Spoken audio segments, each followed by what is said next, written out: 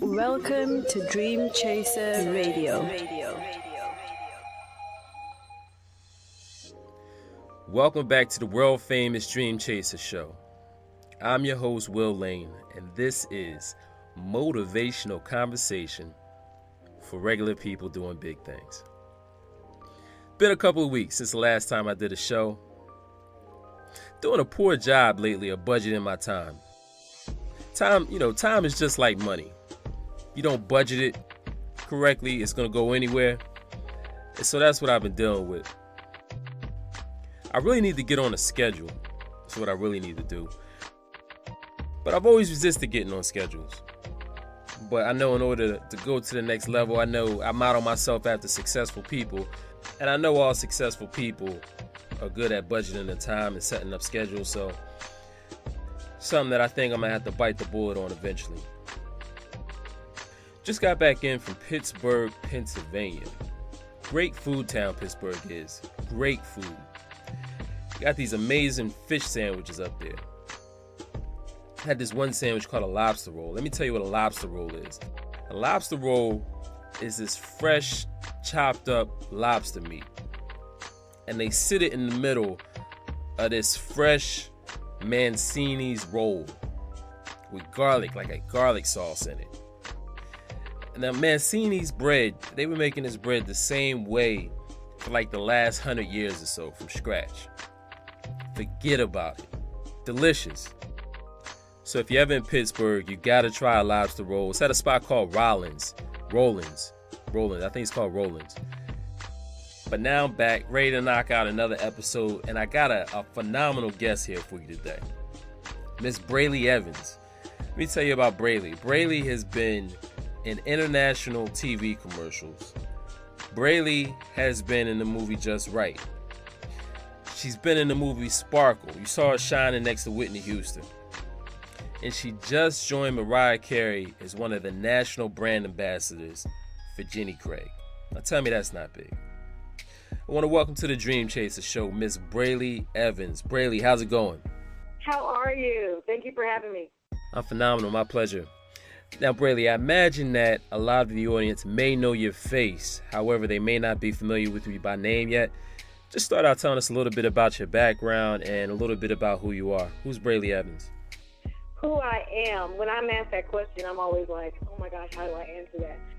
You know, I have a great rapport with people. God gave me a gift to be able to just connect with folks, and I just love to do that. So that's who I am at the heart of the matter.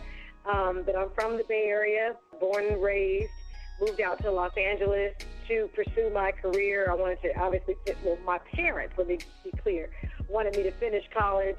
That was their requirement, so I did do that. I graduated from Cal State LA.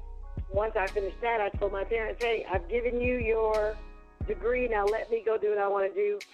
And they said, go right ahead. And, got back into music. Then the acting came on. So pretty much that's kind of how my progression went. You know, over the years, I've heard actors and actresses say that they never really wanted to work a regular 9-to-5 like normal people. They knew from the very beginning that they were born to entertain. Would you say that was the case with you? I would say from the age of about 3, I hear stories that I had begun to show signs of wanting to be an entertainer. One in particular was going to church. I grew up at Berkeley Mount Zion Missionary Baptist Church, and I would cry to go into the choir stand, and my grandma's like, you're too young, you can't go yet, And then when they finally let me go, I sang my first solo, and then the energy and that feeling I got from the congregation, them clapping and cheering me on, I've always lived my life to feel that feeling again.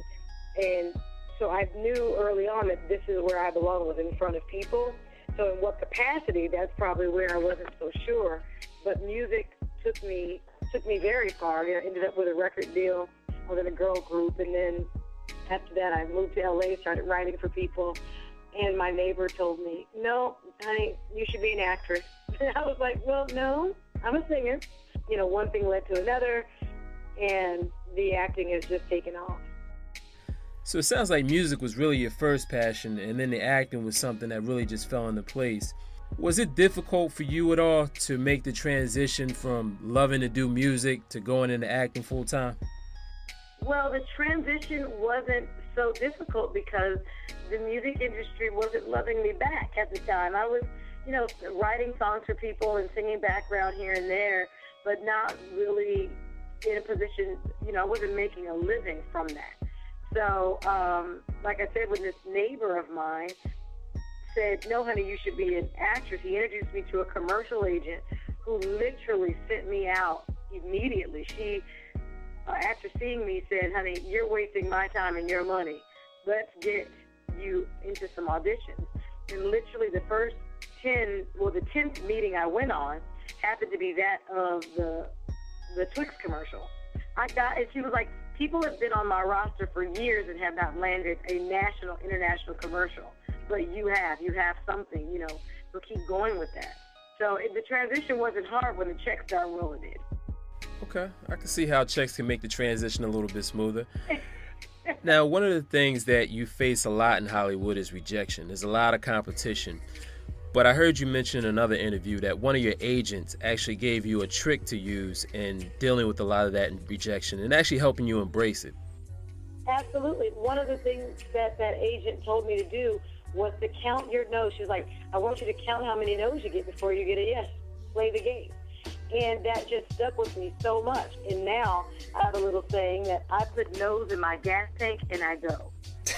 I hear that. The higher gas is, you better get excited. Like, okay, I'm that much closer to my yes. So it's a wonderful thing to be told no because it causes you to reset and go hard. Okay, with that being said then, which would you say is more responsible for your success? Hard work and persistence or just having natural talent? Well, I would attribute talent 0% and hard work 0%. I would attribute 100% to faith because I believe we've seen a lot of not so talented, not so great singers, not so great actors doing things that we wish we could be doing. And I think it's their faith that causes them to be there.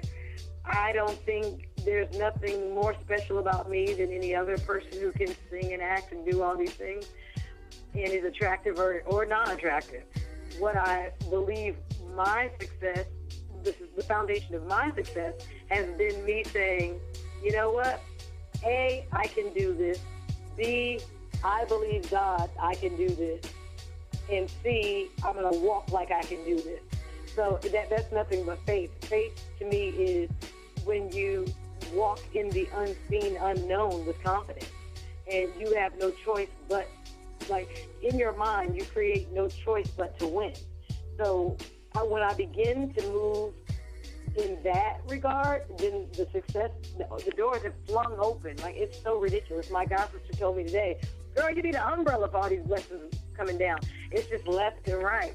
And I think every day here recently, I get the formula more tight, more like, each project I do, I go, oh, yeah, I didn't do that on the last one. So I think the formula is just strengthening itself as I move along, which is why I get bigger and better projects each time. You know what? You just said something that was pretty interesting. You said that faith was the ability to walk in the unseen, unknown with confidence. And I never heard it described exactly that way. And I think that's the perfect definition. And I also think it's where a lot of us get hung up at. We stay in a 9-to-5 that we don't like. We're not doing what we love. However, it's nice knowing when that next paycheck is coming in. But it sounds like you're pretty comfortable in that space. I would say that uncertainty is the best place to live. No one's going to preach this, but I will. I'll stand on my box and say uncertainty is the best place for someone who believes God to live because you completely rely on Him at that point. Because if you don't know where the next check's coming from, you allow Him the room to work the supernatural in your life. But when you're always depending on Friday's check, He has no room to work because you've already put your hand all in it. But if there is no Friday check and you have to lean and depend on Him and your gifts to provide for yourself, for your family, then things can move on a much larger scale, which I found. I have personally tested this stuff. Fortunately, I am single. I don't have any children, so the responsibility level is fairly low. I do own property, cars, and my dog, so I do have things to be responsible for. And even though I live in this uncertainty from month to month, I have never lacked. Not one time. I have never gone without. And like I said, what's happening to me now is as I realize how to put the formula into action, my checks have begun to grow. So the movie Just Right, that was your first major movie, is that right? That was my first major role, yes. So you have some actresses and actors out there who all they want is a role in a major movie. They don't care what it is. What advice would you give someone trying to get their first break in a major movie? Well, first off, I tell people to give your gift away for free. Stop looking for the check. Stop looking for the money. Give your gift away, and the money will come to you. It's just a byproduct of what we do. But now your first big break, how did that happen for you? So my girlfriend said, Brely, you're not famous because no one knows you're alive. The right people don't know you're alive. So let's put some sketches on YouTube. So anyway, we put these skits together and put them on Facebook. Facebook and Twitter and YouTube. Now, it didn't go viral, didn't get millions of hits. However, the right 100 people saw each clip, and my cell phone rang. No manager, no agent. My cell phone rang. Hi, we have a role for you in the movie Just Right. Can you be in New York next week? Excuse me? Hello?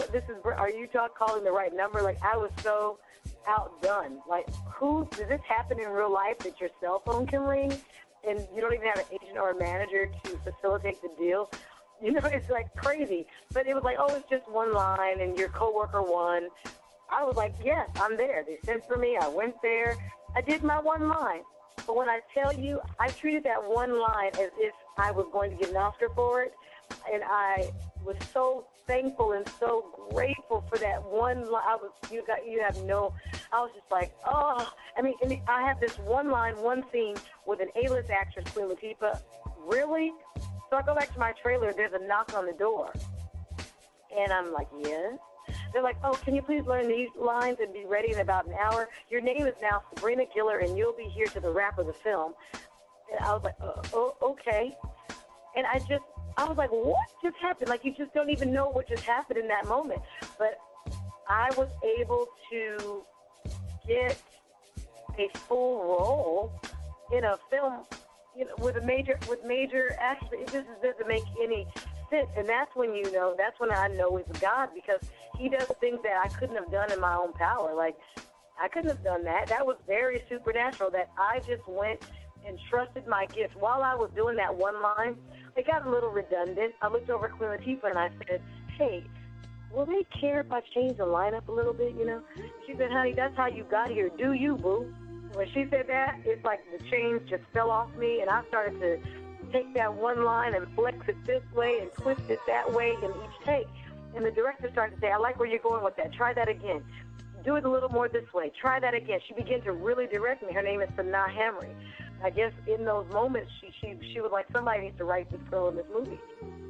That's a great story, and it just goes to show you always got to be prepared to step up big, and you can never take any opportunity for granted. But now that you're in, is there anything about the whole process that surprised you at all? Well, yeah, I thought it would be harder. I thought it would be like pulling teeth, and it has not been. There's so many times people drill into our heads how hard, oh, it's so hard, and yes, it's a struggle. And that's just not true. It's not my story. It's not true. I don't believe people. I think people who tell people things are hard just don't want to see anybody else succeed, because it's not hard. Yes, you got to put the work in, but the work isn't hard when you love it. When you love it, you're enjoying yourself. You're in the lab for hours. I'm a singer too. I would be in the studio for 18 hours at a time, never coming out till the next day, because you're just in there and you're loving it. So it's not hard. It's just work, but it's not hard. Okay, so in every interview, I like the audience to walk away knowing why someone is successful. And what I've heard from you so far is that you have to love what you do. And I think we've all heard that. And there's going to be a lot of people in the audience, obviously, that are going to say, you know, I love what I'm doing, but I'm still not where I want to be. So besides doing what you love, what else are you doing in addition to that? I'm literally speaking what I'd like to happen in my life and see in my life. I'm speaking it into existence. Now I'm not only using words, but I'm using my emotions. I won't let, when I hear someone, even my mother, she's about to kill me if she heard this, but she was saying, oh, you want to move to Atlanta? And my friend was asking about it, I think, and she was saying that, say she's talking to someone else. My daughter wants to move to Atlanta one day or something like that. And I said, please, Mommy, when you speak of me, say that I'll be moving to Atlanta by January. I need you to put a date on it. I need you to have some certainty to the things you say, even when you speak my name. Like, that I'm going to be doing something, not, she's down there and she wants to work with Tyler Perry one day. No, she's in Atlanta, she's going to meet Tyler Perry, they're going to work on his next film. Like, it's literally having those around you, yourself, and, it's really interesting. Please believe, I'm sure my friends and family in the beginning, I got on their complete nerves because I'm asking her, please don't speak about me like that. This is how you should say it. And then I, in turn, teach them how to speak about themselves. When you're around me and you say something with a negative twist, I immediately stop you in your tracks and with love say, hey, wouldn't it be better if you phrase this like this? And this brings me to a point that really touched me in regards to you, Will. May I share? Sounds like a loaded question, but go ahead, go for it. As I did my research on you, you are phenomenal. Like, you have a gift that inspires people to greatness. And from whence you studied, I have no idea. I don't know that much about you, but I have listened to some of the podcasts, and I was completely enthralled and completely inspired to continue in my greatness. And, I think it's a rarity when you find somebody that you can take their words and put them into action immediately, and you are that. However, it was on my heart to ask you to come up with a new name for your show. You and I are not dream chasers, nor do we encourage anyone to chase anything, because we have everything we want when we speak it into existence. Our Father owns it all, so we don't have to chase anything. We're King's kids. All we have to do is speak it into existence, walk by faith, and it's ours. So we don't chase anything. And the phrase dream chasers implies that something is running away from us. Our words are so powerful that we have to really be careful how we use language. See, the enemy would want us to be confused with our words, which keeps us right where we are, crabs in a bucket, and never really reaching our real potential, real goals because of our language. Like, it's just a simple thing. Oh, you make me so sick. No, you're really getting on my nerves. Like, all those things are negative, and they're really causing your atmosphere to change. They're causing the cells in your body to change. When you say that stuff, cells in your body are listening, and they are moving towards sickness. And I know people might think, that's so over the top. But I promise you, it's things like that will keep us from excelling. We have got to come to a point where we know that our language creates our reality. You're 100% right. Our words do create a reality. But like, when you supposed to warn me before you asked me to change the name to the show during the interview? But that's one of the things I admire about you. You don't really get caught up in taking yourself too seriously, do you? Not very seriously at all. I'm actually extremely silly, and any of my friends will tell you. And I don't get too attached to any outcomes, whether it be extremely good or extremely bad, because it's all navigating me to greatness, whether it's a failure, whether it's a success. It's all navigating me right to where I need to be. And like I said, there are moments when my lip gets poked out, but it's a moment. It is not a day. It is not hours. It is a moment. I don't know. I think when all of us realize it's not that serious, then, we can all, take the pressure off. It's our perspective. Our perspective creates our reality. At what point do you allow yourself, with everything that you have going on, at what point do you allow yourself to say, I can relax now and I've quote unquote made it? I'm never satisfied with what I have going on, and I'm just, no, I haven't made it yet. And I don't know if I ever will, because when I step on one goal's head, the other one shoots out of the ground. Like, it's a never-ending mountain climb for me. So I'm not going to ever feel like I made it, I don't think. You know, it's great to hear you say that, because I think a lot of people, think that once you've achieved a certain level of success, that life all of a sudden gets easier and you can sit back and relax. But what I find is that a lot of high achievers, they never look at themselves as having any success or having made it. They're always looking to get better so they can go to the next level. So it's great to hear you say that. What personal daily success habits do you have? I personally am doing my best to wake up between 4 and 4:30 daily. Steve Harvey's business partner, and I guess he's his manager as well, told me that's the time millionaires and billionaires wake up. And I was like, oh, note taken. He's like, if you want to do what I do, you want to do what Steve does, and in the way that we do it. If we go to bed at midnight, we're up at 4. I don't care what time I go to bed, I'm up at 4. This is what I need to do to be successful. But that's one thing. And the second thing is, every morning I watch Creflo Dollar. All good stuff. So Brely, tell us, what projects are you working on? What can we expect from you coming up in the near future? Where should I start? Well, I am the National Brand Ambassador for Jenny Craig, where I am encouraging everyone, men, women, and children alike, to get moving, eat healthy, and shed the pounds, because I would like to be one of the reasons why heart disease and diabetes is eradicated right now, because we can control weight-related diseases by eating right and getting moving. That's one thing I'm doing. I'm actually in Atlanta right now filming a movie called Let the Church Say Amen.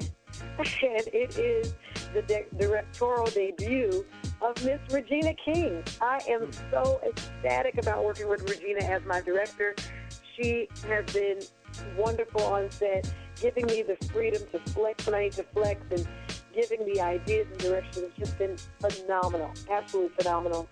I am also preparing my Christmas CD, which should be out towards the end of November, and in the studio working on that.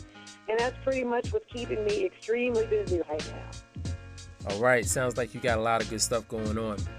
Brely, before we wrap up, is there anything that I didn't ask you, or something maybe that you wanted to leave the audience with before you leave?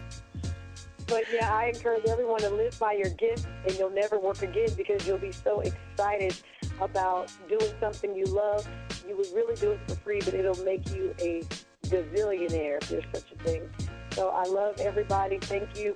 Follow me on Twitter at Brely Evans, BrelyEvans. Follow me on Instagram, Brely Evans there as well. Follow me on Facebook. They call it a fan page. I call it a friends and family page. But just click like and stay in touch. It's not a manager or an assistant. It is actually me. I love you all for listening and taking part in this. And Will, you are amazing. And I just thank you for being the King's kid that you are. And thanks for having me. It's always incredible that because you do what you love, I get to do what I do. So that's just amazing and wonderful to me. Thank you. That's big. I appreciate it. Brely, had a wonderful time. I really appreciate you taking time out and coming on the show and sharing with us. I'm really looking forward to seeing your career blow up, TV, movies, music, the whole nine. So really looking forward to that. Until the next time we talk, live big, dream big. Thank you. Give it up for Miss Brely Evans, ladies and gentlemen. Great interview.